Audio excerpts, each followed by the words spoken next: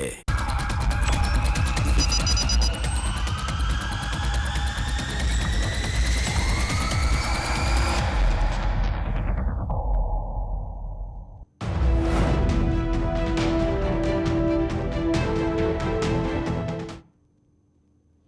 बदायूं में horror killing का मामला सामने आया है। आरोप है कि थाने के सामने ही लड़की के दोनों भाइयों ने उसे चाकुओं से गोद डाला।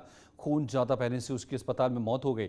लड़की के पति ने एफआईआर दर्ज करवाई है, जिसके बाद पुलिस ने लड़की के दोनों भाइयों को गिरफ्तार कर लिया है।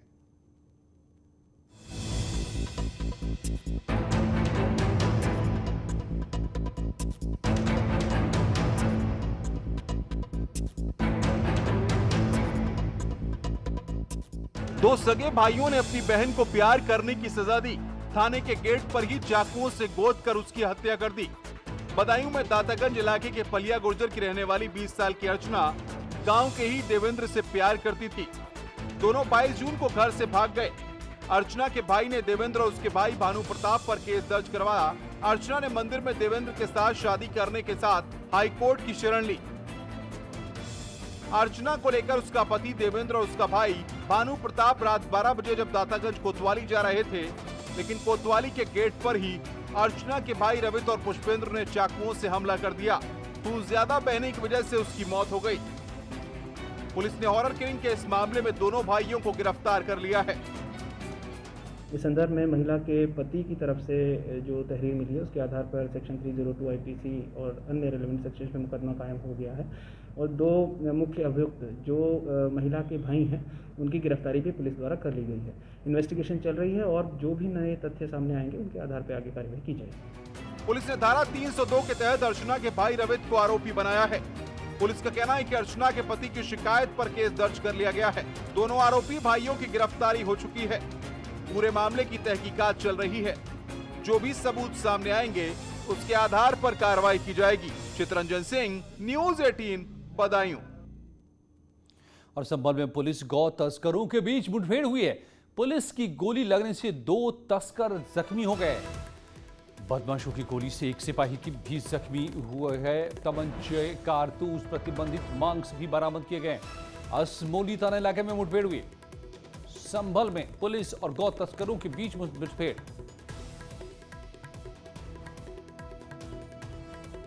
दो तस्कर जख्मी, एक पुलिस वाले को भी लगी गोली।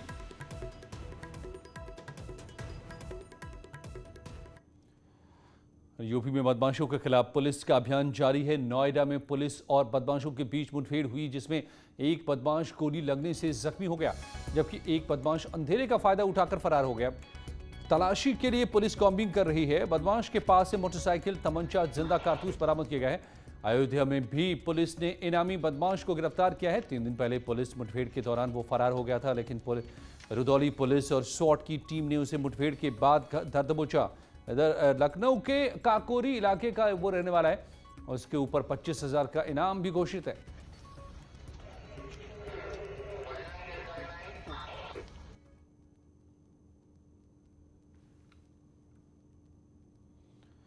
और सहारनपुर से खबर, जहां पर अपराधी ने सरेंडर किया। डर के मारे सरसामा थाना पहुंच गया अपराधी सरेंडर करने। इतना डर पुलिस का कि पहुंच गया खुद थाने सरेंडर करने। नशे के तस्करों के खिलाफ पुलिस अभियान चला रही है और इसी से डरकर आरोपी ने सरेंडर कर दिया। आरोपी ने थाना प्रभारी से माफी मांगी, दोबारा अपराध न करने की कसम खाई। सहारनपुर में नशे का तस्कर पहुंच गया थाना खुद सरेंडर करने।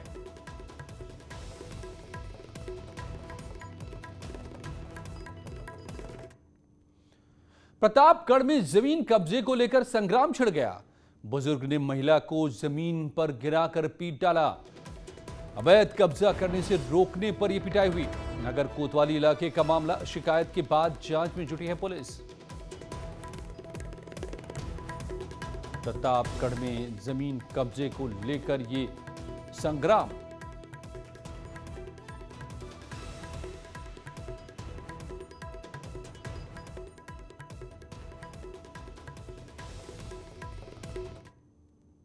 अमरोहा में ससुर ने बहू को पीटा।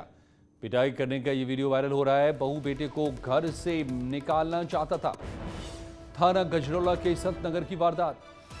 न्यूज 18 हालांकि इस वीडियो की पुष्टि नहीं करता। अमरोहा में ससुर ने किस तरह से बहू को पीटा, ये तस्वीर उसी की।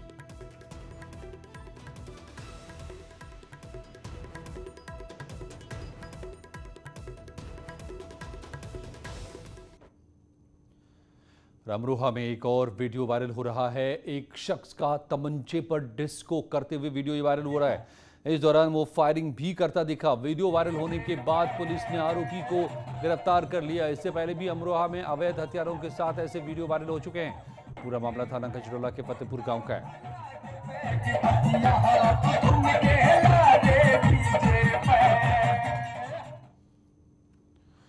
और मुंबई में एमएनएस कार्यकर्ताओं ने प्रोड्यूसर को पीट डाला, कान पकड़कर उठक बैठक भी कराया। पिटाई करने के बाद पुलिस को सौंपा। हीरोइन ने की थी एमएनएस से शिकायत। कास्टिंग काउच का लगा था आरोप। सभी प्रोड्यूसर यूपी के रहने वाले हैं। प्रोड्यूसर्स के साथ बदसलूकी, कान पकड़कर उठक बैठक करवाया। एमएनएस के कार्यकर्ताओं की गुंडागर्दी। और कानपुर में गाड़ी की मामूली टक्कर के बाद जब पीड़ित ने हर्जाना मांगा तो दबंगों ने युवक को बेरहमी से पीट डाला। पिटाई की वारदात वहां लगे सीसीटीवी में कैद हो गई है। पीड़ित अंकित का आरोप है कि उसकी गाड़ी में रखे 80,000 भी इस दौरान गायब हो गए। पीड़ित ने बर्रा थाना पुलिस से इसकी शिकायत की है, जिसके बाद पुलिस ने पड़ताल शुरू की है। यहाँ से जा रहा था तो इस मोहल्ले के मैं जा रहा था, यहाँ पे एक गाड़ी रुकी, उससे एक आदमी उतरा, उससे मेरी गाड़ी टच हो गई तो उससे मैंने कहा कि इसका हर्जाना दो। तो पीछे एक मकान है, उस मकान से 10 से 12 आदमी निकले। उन्होंने मेरे साथ हाथापाई की और मेरी गाड़ी में, मैं फैक्ट्री से आ रहा था उन टाइम में अपनी, मेरी गाड़ी में कैश पड़ा था 80,000 रुपये, वो कैश गायब हो चुका है। और यहाँ पे जिसने मारा था वो एक का ये मकान है और 12-14 इस मकान के पीछे। लखनऊ में नर्सिंग की छात्रा से दरिंदगी का मामला सामने आया है। छात्रा को अगवा कर रेप करने का आरोप लगा है। टेम्पो ड्राइवर पर यह आरोप लगा है। दुकान में बंधक बनाकर उसके साथ बदसलूकी का आरोप। सवारियों के उतरने के बाद बनाया बंधक। आरोपी ड्राइवर अमान खान गिरफ्तार किया गया है। काकोरी जाने के लिए टेम्पो में बैठी थी छात्रा और फिर उसके साथ रेप का आरोप।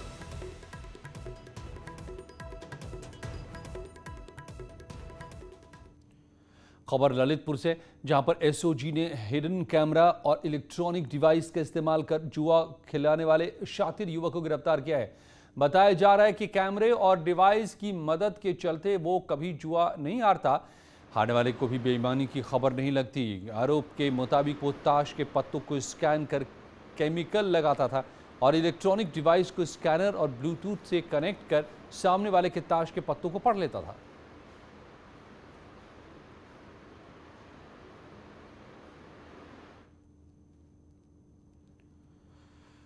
वाराणसी में बाइक सवार बदमाशों ने अंधाधुंध फायरिंग कर किराना व्यापारी की हत्या कर दी। वारदात को अंजाम देने के बाद बदमाश असलाहा लहराते हुए फरार हो गए। सूचना पाकर रोहिणिया थाने की पुलिस घटनास्थल पर पहुंची, लेकिन बदमाशों का सुराग नहीं लगा। देखने में लग रहा है कोई रंजिश का ही मामला लग रहा है, क्योंकि 3-4 गोलियां उनको मारी गई हैं, तो मारने के उद्देश्य से ही कोई उनके पीछे लगा है। और जो जानकारी कोई आदमी है जो उनको पहचानता है पीछे लगा हुआ है, क्योंकि मिर्जा मुराद थाने से काफ़ी दूरी हो जाती है यहाँ के, पीछे से ही हो सकता है कुछ इस तरह का उन्होंने इंटेंशन रखी हो। लेकिन मारने का क्या कारण है अभी ये चीज़ें जो है ये तो अभी हम लोग छानबीन में लगे हुए, जल्दी निकल के आए। सहारनपुर के शेखपुरा कदीम गांव में पुरानी रंजिश ने खूनी संघर्ष का रूप ले लिया। एक युवक ने दूसरे युवक पर चाकू से वार कर दिया। घायल युवक को अस्पताल ले जाया जा रहा था, जहां डॉक्टर ने युवक को मृत घोषित कर दिया। पुलिस ने मामले में पड़ताल शुरू की है। 8:15 बजे एक व्यक्ति को लाया गया, चोटिल था वो, तो लाने पर मेरे द्वारा जांच की गई तो वो मृत पाया गया और मैंने उसको मृत घोषित कर दिया। उस लड़के का नाम साजिद था और उसकी उम्र 24 वर्ष, लगभग 24 वर्ष थी और उसके पिता का नाम इमरान है। धनबाद में जज उत्तम आनंद की हत्या के बाद अब कौशाम्बी में भी एक जज पर हमले का मामला सामने आया है। कौशाम्बी में एडीजे पर जानलेवा हमला हुआ है। एडीजे ने दर्ज कराया मुकदमा। पुलिस में तहरीर दी है। हत्या की कोशिश को लेकर मुकदमा दर्ज कराया गया है। फतेहपुर के पॉक्सो कोर्ट में तैनात हैं एडीजे अहमद खान। प्रयागराज से फतेहपुर लौट रहे थे। इसी दौरान कोखराज थाना इलाके के चाकवन के पास उनकी कार को एक तेज रफ्तार कार ने टक्कर मारी। इस घटना में एडीजे अहमद खान और उनका गनर जख्मी हो गए। इसे लेकर एडीजे ने कोखराज थाने में अपनी हत्या की आशंका जताते हुए तहरीर दी है। एडीजे के मुताबिक 2020 में बरेली में तैनाती के दौरान जान से मारने की धमकी भी मिल चुकी है उन्हें।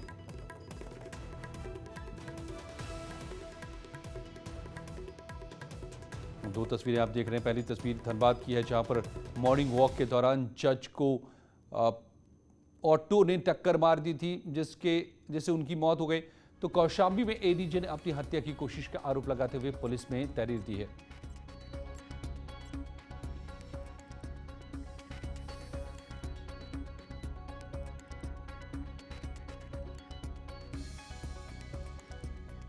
सोशल मीडिया पर एक समाचार चल रहा था कि जिसमें एडीजे फतेहपुर पर हत्या का प्रयास किया गया। इस मामले में एक तहरीर प्राप्त हुई थी कल। मुकदमा कोखराज थाने पर पंजीकृत किया गया है। इसमें धारा 307 आईपीसी के अंतर्गत ये मामला है। आईओ जो मौके पर कल पहुंचे थे, उनके द्वारा बताया गया कि यह एक एक्सीडेंट का केस देखा गया। सेंट्रो गाड़ी से एडीजे साहब अपने स्टाफ के साथ जा रहे थे और इसमें एक व्यक्ति जो इनका ड्राइवर था वह गैर सरकारी था, साथ में सरकारी गनर था। प्रयागराज से फतेहपुर जाते हुए इनकी गाड़ी को एक इनोवा ने ओवरटेक किया और उससे गाड़ी लड़ गई। वहां काफी देर रुककर इनका आपसी सुलह समझौते का प्रयास हुआ। खर्चा देने की बातचीत की गई, लेकिन वह व्यक्ति जब उसमें गाड़ी के डैमेज को पूरा नहीं कर पाया तो इनके द्वारा एक तहरीर दी गई जो वहाँ एसआई मौके पर भोलानाथ यादव पहुंचे थे, उनको दिया। उनके द्वारा कहा भी गया कि आप गाड़ी को मुआयने के लिए इसको थाने भेज दें। कुछ ही खबरों में लौटते हैं और खबरों के साथ।